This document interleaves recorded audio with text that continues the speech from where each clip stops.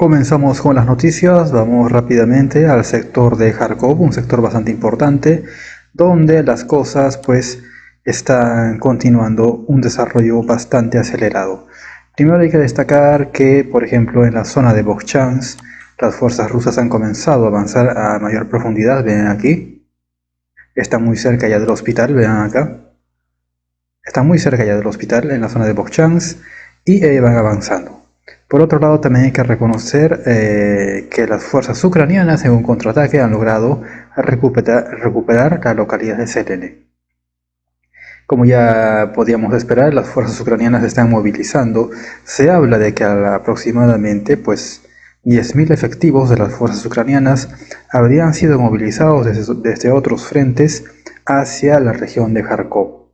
Esto con la intención de hacer retroceder a las tropas rusas. Sin embargo, debemos recalcar que aquí la localidad de Selene, que anteriormente estaba ocupada por las fuerzas rusas, los ucranianos han logrado recuperar Selene. Sin embargo, en la zona de Vovchansk, alrededor de 6.000 personas han sido evacuadas de Vovchansk y el avance de las fuerzas rusas pues no se detiene en este sector del frente. Ahora también hay que recalcar otra cosa, se está hablando de graves indicios de corrupción en el sistema defensivo ucraniano, ¿no? Se está hablando de que precisamente pues las empresas encargadas de realizar los sistemas defensivos pues no habrían cumplido su labor adecuadamente y se está hablando de corrupción en las fuerzas ucranianas en el sentido de que las defensas que debían ser construidas precisamente para detener a las tropas rusas en este sector, pues no han sido construidas debidamente, es lo que se está informando, ¿no? lo que está circulando en medios. Así que debemos recordar que cuando los medios occidentales criticaban de la corrupción en el ejército ruso, no mencionaban lo que pasaba pues en el ejército ucraniano. Sin embargo, estamos viendo que acá pues ya eso está pasando factura a las tropas ucranianas. Nuevamente son fuertes los rumores de corrupción al momento de construir las defensas en Ucrania contra cualquier avance ruso, y sería por eso que las tropas rusas han logrado avanzar pues con sorprendente velocidad. Más o menos todo este sector los rusos habrían conseguido alrededor de más o menos 260 kilómetros cuadrados en solo 4 días de avance, algo bastante importante si tomamos en cuenta el ritmo de anteriores ofensivas o el ritmo de anteriores avances en otros sectores. Nuevamente alrededor de 260 kilómetros cuadrados de avance en solo 4 días.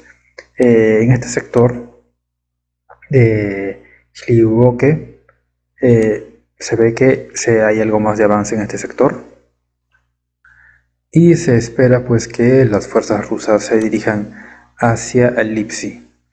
Veremos qué ocurre, sin embargo pues ya la situación está bastante tensa en este sector. Nuevamente de Lipsi la carretera directamente es hacia Kharkov, no hay mayor digamos duda de eso. Se espera que pueda ocurrir con la carretera E105. Habrá que ver qué ocurre. Y nuevamente veremos cuáles son los avances en estos sectores. Por ejemplo, estos poblados pues ya han sido tomados.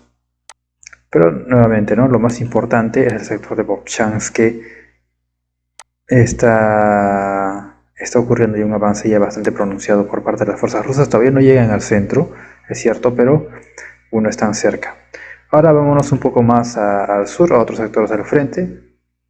Acá en Sinkivka, como ya saben, Rusia habría logrado hacer algún avance en esta parte.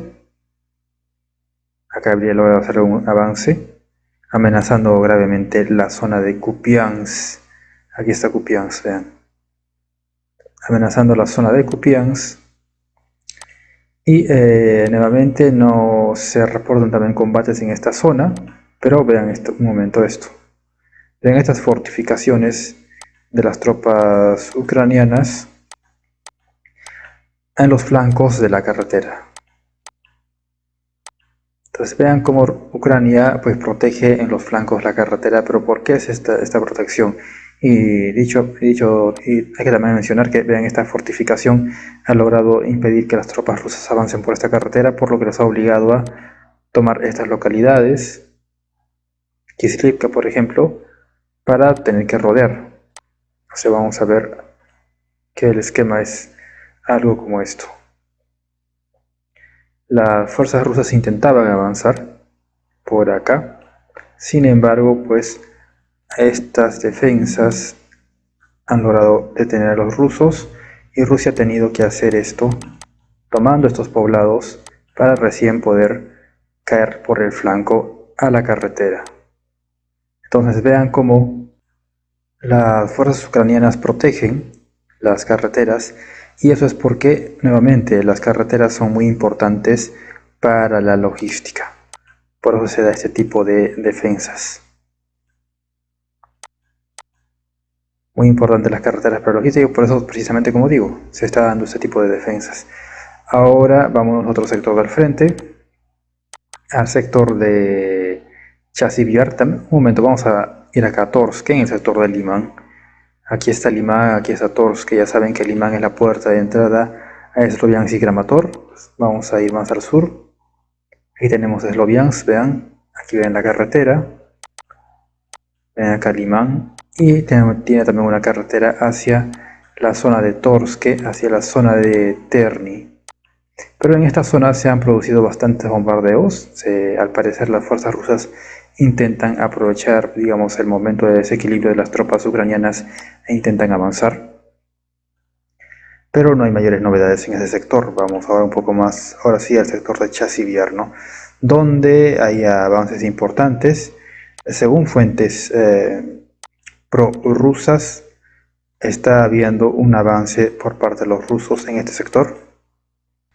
Las fuerzas rusas estarían avanzando más o menos por este sector, nuevamente según fuentes prorrusas, pero todavía no hay mucha confirmación. Vamos a ver acá en el sector de la carretera O0506 algo muy importante. Vean este flanco por la línea férrea, porque esta es una línea férrea, vamos a ver más de cerca, es una línea férrea. En este sector de la línea férrea ya las fuerzas rusas están comenzando a penetrar.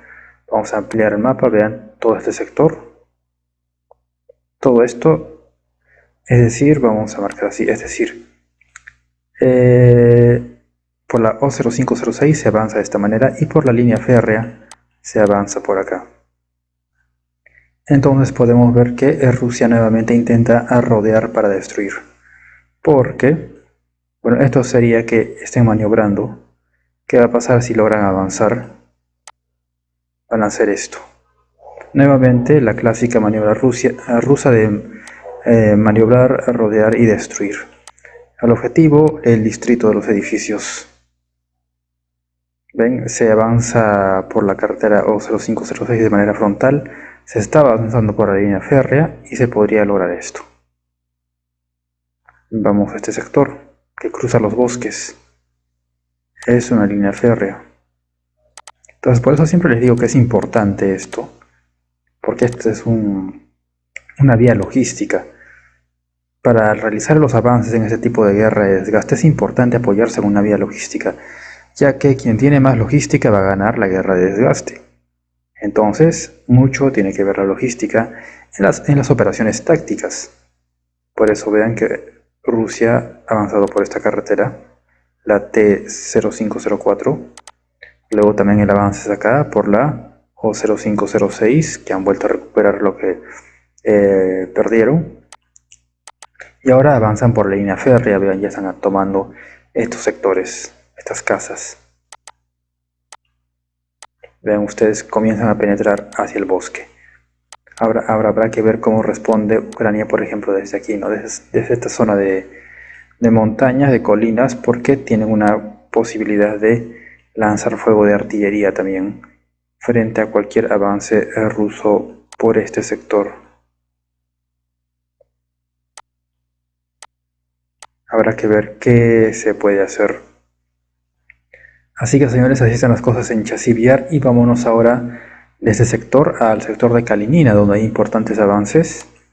Vemos que ya desde Bogdanivka, entre Bogdanivka y Kalinina, pues ya se marca que las fuerzas rusas han avanzado. Ahora, según medios prorrusos, pues esto ya había ocurrido anteriormente. Se decía que ya habían penetrado bastante, pero vamos, ya mapas más neutrales y de todas las fuentes pues ya están confirmando esto. Rusia habría tomado todo este sector, que estaría ya a las afueras de Kalinina. Ya estaría a las afueras de Kalinina. Nuevamente, como les vengo diciendo, no se produce un avance específicamente en un solo sector, sino que se producen avances en diferentes sectores porque la iniciativa rusa consiste en la presión constante. La presión constante en toda la línea del frente busca, número uno, desgastar al enemigo y producto de ese desgaste que existan grietas por donde la presión pueda prosperar. Y eso es lo que hemos estado viendo a lo largo de todos estos meses. También se habla de acá del sector de Klishivka según fuentes prorrusas que esto habría sido tomado. Nuevamente, según fuentes prorrusas, esto habría sido tomado ya y Ucrania estaría comenzando ya a hacer una retirada. Nuevamente, según fuentes prorrusas, esto ya habría sido tomado por los rusos, este sector, que se marca en este mapa como zona en disputa. Así que señores, así están las cosas. Vámonos un poco más al sur. Vamos a la zona muy importante, la zona de Avdiivka, la zona Ocheretine, donde no hay mayores avances hacia Novolesandrivka. Se sigue combatiendo acá, vean, en la parte externa. Tampoco acá en esta carretera que nos lleva directamente hacia Kostiantynivka tampoco hay mayores avances, se ha detenido un poco esto. Sin embargo, vean acá de Umansk que ya se está comenzando a pasar al otro lado de las carreteras. O sea, Umansk está completamente tomado, pero vean cómo ya se comienza a pasar, cómo el avance comienza ya a proyectarse, ¿no?, hacia este río, porque este es un río. Vean, este es un río que era la segunda zona defensiva de las fuerzas ucranianas. Bueno, Rusia se comienza a aproximar ya desde Umansk. Vamos a marcar Umansk como ya tomado. Y vemos que las fuerzas rusas comienzan a proyectarse. Entonces, más o menos esto sería pues la intención, ¿no? Ya comenzar a llegar o probablemente comenzar a llegar acá. Pero vean que todo esto ya está siendo tomado. Entonces, señores, así estamos en Umansk. Nuevamente, se avanza por todas partes. Se avanza por todas partes. La presión es a lo largo del frente. Se produce el desgaste y como consecuencia de ese desgaste se producen algunas grietas en la defensa. Y es ahí donde prospera pues, la presión rusa, que se transforma en avances, vamos, de algunos metros o a veces kilómetros. No realmente como hemos visto en Kharkov, al norte de Kharkov, de más de 260 kilómetros cuadrados en solo 4 días, no de esa forma, pero se producen avances en toda la línea de frente, ¿no?, en este sector. Nuevamente, producto de la presión que genera desgaste, que a su vez genera grietas, que a su vez genera los avances que estamos viendo. Vamos a Netailove. Netailove sigue la presión, se sigue avanzando por la E50 lentamente, pero no hay ningún avance mayormente grande. Vamos ahora más al sur, vamos más al sur. Acá se está comenzando a cerrar este sector, se está comenzando a tomar esto. Recordemos que los ucranianos ya habían recuperado Nevelske. Sin embargo, vemos que este sector poco a poco se está comenzando a cerrar. Entonces, realmente a Ucrania no le está representando mucho beneficio haber recuperado esto, pero en fin. Vamos ahora al sector de Krasnogorivka, donde se habla que pues los bombardeos están dando sus frutos, porque en este sector ya las fuerzas rusas, como ustedes saben, ya estarían acá, según fuentes prorrusas, estarían en este sector, habría avanzado esto, y ya que esta zona de los edificios incluso se habla de que habría tropas ucranianas embolsadas, porque Rusia estaría a punto de lograr esto, cerrar a defensores ucranianos en este sector. Lo siguiente pues sería un avance ruso, ya más o menos para terminar de concluir la toma de Krasnogorivka. Pero así está el avance desde el sur y desde la parte este. Ya tomaron el centro de Neveskle, Ya tomaron la última posición defensiva, que son estos edificios. Nuevamente, según fuentes prorrusas, esto está tomado. Ahora vámonos un poco más al sur, a la zona de Georgivka, donde no hay mayores avances. Simplemente se está peleando por el centro. Algunas informaciones dicen que se tomó el centro de Georgivka, pero vamos, todavía no hay confirmación de ello. En Povieda también hay informaciones que los rusos se proyectan por la carretera 0532, por la 0532 más o menos en este sector, amenazando Konstantinivka y Pervomainsk, que prácticamente ya estaría en manos rusas, esto según fuentes prorrusas. Vamos al sector de Robotine. En Robotine no hay mayores novedades. Como ya saben, Rusia ha capturado pues, el poblado. No se termina de confirmar la captura total del poblado, pero sí se informa pues, de intensos combates todos los días, ¿no? Ustedes saben que esto es mayormente un combate 24/7, donde lo que se busca pues, es el desgaste masivo de las tropas ucranianas. Pues, esto no es tanto por territorio, sino es desgastar al enemigo, hacer que gasten sus municiones, causarles muchas bajas, hacer que su logística merme producto del intenso combate y una vez hecho esto, pues desgastado las defensas, se producen grietas en las mismas defensas y ahí es donde la presión rusa pues puede penetrar y generar los avances. Más o menos ese es el sistema que se está usando en esta guerra de desgaste. El esquema no es tanto así como una guerra de movimientos dentro del pensamiento OTAN, ¿no? Donde cuenta muchísimo el avanzar, tomar territorio en poco tiempo. Vamos al sector de Gerson, donde muy pocos están hablando de Gerson, pero es importante, donde siguen las luchas en las islas y el afán de las fuerzas rusas por llegar a la otra orilla de Gerson, a la otra orilla del Dnieper, pero no, como pueden ver, no atravesando el mismo río Dnieper, porque es muy difícil. Para atravesar el Dnieper, pues necesariamente hay que hacerlo a través del puente, de este puente, lo cual a su vez, vean que en la otra orilla las fuerzas ucranianas pues han tomado este sector, sobre todo en la zona de las islas.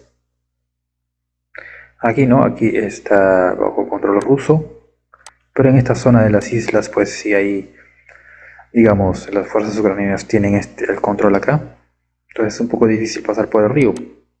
Sin embargo, en esta parte, en las islas, ya Rusia está muy cerca de la otra orilla, solo tiene que atravesar algunas islas, que no es mucho. Y siguen los intentos de los rusos por avanzar hacia este sector y comenzar a proyectarse, bueno, con dirección este para rodear a la ciudad de Gerson. Vamos a ver si esto prospera o no. También hay que esperar la respuesta de los ucranianos, cuál va a ser. Así que señores, así está la situación en este sector. Ahora volviendo una vez más al sector de Kharkov. La posible llegada de hasta 10.000 soldados ucranianos para intentar contener el avance ruso en este sector al norte de Kharkov, pues lejos de favorecer la posición ucraniana en la guerra, pues va a ser totalmente contraproducente. ¿Por qué? Porque esos soldados van a estar siendo sacados de acá, van a estar siendo sacados de todo este sector. Y así también se use pues reservistas, de lo poco que le queda, pues se necesita desesperadamente cualquier refuerzo en este sector. En estos sectores es donde se necesita los refuerzos, sobre todo para impedir que que Rusia tome Pokrovsk. Ya saben lo importante de Pokrovsk, que es un nudo logístico, ¿no? Entonces, lo importante para Ucrania sería reforzar estos sectores para impedir que Rusia tome Pokrovsk o se acerquen a Slovenia y Kramatorsk. Pero no solo sacan tropas de estos sectores, sino que también cualquier refuerzo que podría ir ahí, ahora está yendo acá. Entonces, así vayan acá 10.000 hombres, 10.000 soldados ucranianos con todo su armamento, pues Vamos, se dice, al otro lado hay entre 35.000 o 50.000 hombres que son los que están lanzando esta ofensiva. Vamos a ver cuánto puede resistir esos 10.000 hombres, que no solo se va a gastar ahí mano de obra, sino también se va a gastar munición y todo, digamos, la artillería, vehículos blindados, vehículos de transporte de infantería, de combate de infantería, todo eso, ¿no? Toda la logística en sí. O sea, no se puede garantizar la defensa a largo plazo. Nuevamente, por esta dinámica que estamos viendo una y otra vez, que es la dinámica del desgaste. Entonces, Ucrania, lejos de, digamos, intentar construir líneas defensivas entre lo que sería Kharkov y la localidad de Lipsy, pues intenta detener a los rusos aquí. Algo que se ha demostrado no es efectivo en sectores como Chasiv como Ocheretine, como Avdiivka, ¿no? Que Rusia, nuevamente, por una cuestión de masa y presión constante, pues termina quebrando esas defensas.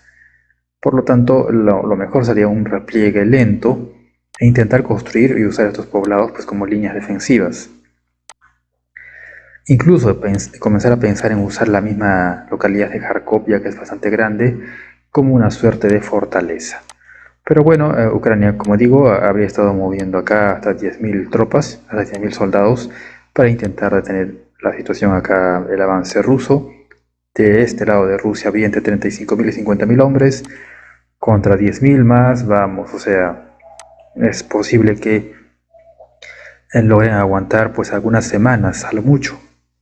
Si es que, si es que tienen las debidas condiciones y la debida munición de artillería, la suficiente logística, ¿no es cierto? Comida, medicamentos, rotación, combustible para los vehículos y todo eso. Si no, pues olvídense. Va a ser simplemente algo parecido a lo que pasó en Chasiv, ¿no? Donde los rusos de alguna manera van a lograr rodearlos y van a tener que replegarse. Por otro lado, lo de Bogchansk, pues es sintomático, ¿no? Es simbólico porque es un síntoma básicamente que como Rusia pues logra avanzar. Ayer estaba más o menos por acá, ahora han avanzado a esta parte, están cerca ya de la parte central de Bogchansk. Vamos, y de ahí ya tienen un poco más y vía libre para acceder a las carreteras y los caminos que los pueda llevar desde el sector este hacia Kharkov. Y ese es el asunto, ¿no? El asunto es hacer más o menos esto, llegar a Kharkov. Por eso es la insistencia sobre Bogchansk. Lo mismo en este sector. Lipsy digamos, el objetivo para también caer sobre Kharkov y también la carretera de 50 que se están produciendo avances desde ese sector, desde prácticamente la frontera. Lo único, digamos, éxito que ha tenido Ucrania, el único éxito en la reacción que ha tenido, pues es aquí en Selene, ¿no? Aquí en Selene, donde han logrado recuperar el poblado. Hay que reconocerle eso a Ucrania, pero Selene, el asunto es que no, digamos, no había ninguna vía de comunicación de Selene directamente hacia Kharkov. Por lo tanto, esto no revestía una importancia pues realmente grande, ¿no? Lipoke sí, en esta parte, también este poblado de Optivka, en la carretera E105, sí tiene una carretera directa hacia Kharkov, o la localidad de Bogchansk, que como ya les dije, más o menos alrededor de 6.000 personas habrían sido evacuadas de Bogchansk. Y sí, desde Bogchansk pues hay una carretera que nos puede llevar directamente a Kharkov. Hay que ver qué poblados pues son importantes y qué poblados no. Los poblados que estén en una vía de comunicación pues obviamente sí son importantes porque hay que tomar esas localidades para poder usar la carretera. Pero vamos, no parece que vaya a cambiar la situación a mediano plazo y ni siquiera ni a largo ni a corto plazo porque, a ver, si bien es cierto, los Estados Unidos está diciendo que con la llegada de las armas norteamericanas van a cambiar la situación de la guerra, esto es algo más declarativo. Estados Unidos está comenzando a decir a través de Blinken que, vamos, con la llegada de la ayuda estadounidense van a cambiar la situación de la guerra. A ver, ni siquiera la entrada de los mismos F-16 en escena va a cambiar las cosas, porque los F-16 van a tener que enfrentarse a los sistemas antiaéreos rusos. Ya vimos que la aviación rusa pues no tenía la supremacía aérea porque estaba enfrentándose a los sistemas antiaéreos eh, estadounidenses occidentales, ¿no? Como los NASAMS, los Patriots. Los NASAMS pues son europeos, los Patriots estadounidenses. Entonces los sistemas antiaéreos occidentales impidieron que Rusia obtuviera la supremacía aérea, aunque sí tenía la superioridad aérea, cosas distintas. Sin embargo, los F-16 probablemente les va a pasar algo similar. Se van a tener que enfrentar a los sistemas antiaéreos rusos, S-300, S-400, Buk, Pantsir, y no van a poder lograr la supremacía aérea. Y está en veremos si va a obtener la superioridad, porque tendría que enfrentarse a la aviación rusa, Sukhoi 35, Sukhoi 30, y vamos, podríamos ver incluso algún tipo de combate aéreo. Entonces, la entrada en acción de los F-16 no es que va a ser un game changer, no es que va a cambiar la guerra por completo, sino que simplemente va a aportar, ¿no? Va a aportar, pero no va a cambiar la situación en general. Sin embargo, ¿qué se quiere vender desde los Estados Unidos? Que la entrada del armamento norteamericano pues es tan tecnológico, tan capaz, tan impresionante que va a cambiar las tornas de la guerra. Bueno, ya hemos escuchado eso antes con los HIMARS, con los ATACMS, y no ha pasado. Entonces creo que ya se ha tenido se ha tenido bastante oportunidad de ver si las armas norteamericanas son tan maravillosas como se venden, que pueden cambiar el curso de una guerra, y eso no ha sido así. Eso no ha sido así a tal punto que Rusia, teniendo, digamos, habiendo hecho un gasto de sus recursos en toda la línea de frente, y con ese gasto de recursos haber logrado importantes avances, logrando así desgastar a las fuerzas ucranianas, todavía tenía recursos para abrir un segundo frente en Kharkov y tomar alrededor de 260 kilómetros cuadrados en solo 4 días. Entonces solo hay que ver los números. Pero vamos, es que ese es el asunto, no se quiere ver los números, y una guerra de desgaste es un asunto de números, no es un asunto de si me agrada más la tecnología estadounidense o me agrada más la tecnología rusa. Si por cuestiones políticas o ideológicas soy pro-ruso, pro-ucraniano, pro-OTAN, no se trata de eso, una guerra de desgaste, es ver cómo va el avance en el frente, pero no el avance en términos territoriales, sino el avance en capacidades y nivel de desgaste que tiene el otro bando. Porque como les digo ya reiteradas veces en el canal, Ucrania todos sabíamos que tenía un grave problema de mano de obra, y han echado mano del reclutamiento forzoso, que a su vez ha producido escenas de que la gente se está resistiendo, ya no son esos soldados voluntarios del primer ejército ucraniano, que son precisamente los que fueron neutralizados en todos los combates en esta línea de frente, sino que ahora están echando mano a un ejército voluntario, de donde hay imágenes de muchos ciudadanos ucranianos que se resisten a esto.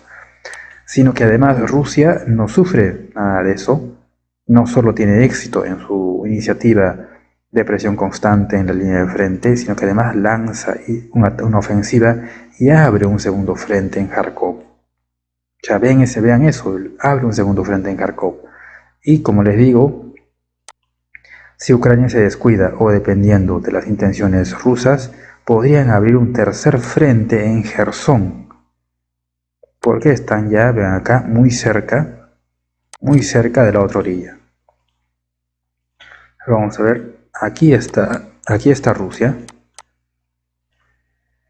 y vean que solo hay este espacio para llegar ya al otro lado, ¿no? Al otro lado de la orilla del Dnieper, porque estos dos son islas, pero digamos, vean, los canales no son muy anchos. Rusia perfectamente podría pasar a este otro lado y llegar a la otra orilla del Dnieper, donde se va a encontrar con campos abiertos, donde puede maniobrar y aproximarse a Gerson desde el oeste. abriéndose así, amenazando Gerson desde el oeste, abriendo así un tercer frente sur. Entonces, bajo este panorama general, ¿ustedes creen que la llegada del armamento norteamericano va a cambiar todo esto? Pues con mucha suerte lograría estancar el avance ruso, estancarlo, ni siquiera hacerlo retroceder. ¿Y estancarlo por cuánto tiempo? Por un par de meses hasta que los suministros dados por Occidente se terminen y otra vez volvamos a la dinámica de que la presión rusa abre grietas en la defensa y comienzan a producirse avances rusos. Es una dinámica que la podemos comprobar por la tendencia que está teniendo el ejército ucraniano sobre el terreno y a su vez la tendencia que está teniendo el ejército ucraniano sobre el terreno, que Rusia no cesa en su presión, no cesa de presionar en todos los sectores donde puede, y Ucrania tiene que forzosamente retroceder en todos los sectores donde el frente se agrieta. Entonces es Rusia avanzando lentamente y Ucrania retrocediendo lentamente, porque Ucrania sufre un desgaste constante y Rusia está teniendo un incremento de fuerzas constante. Entonces, bajo esa dinámica, no hay forma de que la ayuda occidental estadounidense pueda cambiar el curso de todo esto, o sea, revertirlo. Porque Estados Unidos a través de Blinken nos da a entender eso, ¿no? Que la llegada de las armas norteamericanas van a cambiar el curso de la guerra. Pues no es así, porque si fuese así, los maravillosos HIMARS y los maravillosos ATACMS ya lo habrían hecho y eso no ha ocurrido, porque para cada sistema hay un antisistema. Y como ya tenemos bastante tiempo en esta guerra, como 2 años, es también bien sabido que las fuerzas rusas han encontrado la manera de neutralizar la tecnología estadounidense, más específicamente el tema de los HIMARS y ahora al parecer los ATACMS. Entonces, señores, es que no hay forma, por más propaganda que se quiera hacer desde Occidente, de que Ucrania vaya a ganar. A lo mucho pueden, digamos, estancar la situación por un par de meses, al menos hasta que se acaben los suministros llegados desde Occidente. Y ahora, estancar, lo más probable es con mucha suerte estancar, porque Rusia no da muestras de agotamiento, al contrario, da muestras, como ustedes pueden ver, al abrir un segundo frente, de incremento de fuerzas constantes, de generación de fuerzas casi de manera exponencial. Entonces, no hay forma, como digo, de que la OTAN vaya a ganarle a Rusia en Ucrania. Así que, señores, así están las cosas. ¿Creen ustedes que el auxilio que está llevando Estados Unidos a Ucrania va a surtir algún efecto? ¿O Rusia, por el contrario, viendo esto, pisará el acelerador, incrementará la presión y avanzará de manera más rápida? Avance en el sentido de que el desgaste de las líneas defensivas ucranianas se producirá de una manera más acelerada, por lo que tendrán que replegarse de manera más rápida, inevitablemente. Señores, dejen sus comentarios, denle like al video y nos encontramos dentro de unas horas con una nueva transmisión.